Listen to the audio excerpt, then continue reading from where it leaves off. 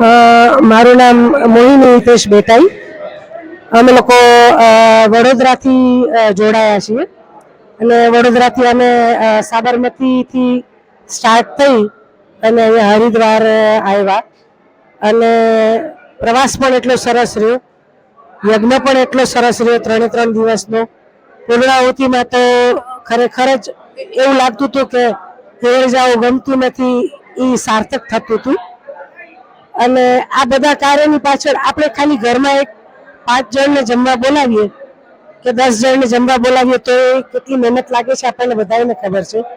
તો આ તો બહુ જ મોટું આયોજન છે. એમાં બધાને ભાગે જે કંઈ બી કાર્ય આવ્યું હશે એ લોકોએ કેટલું સરસ રીતે કર્યું હશે કે અમને બધાને એમ થાય છે કે આવું તો બહુ આનંદ આવી જાય. આની અંદર સમિતિના સભ્યો છે, એમણે મંત્રીશ્રી, પ્રમુખશ્રી બધાએ એટલું સરસ કામ કર્યું છે.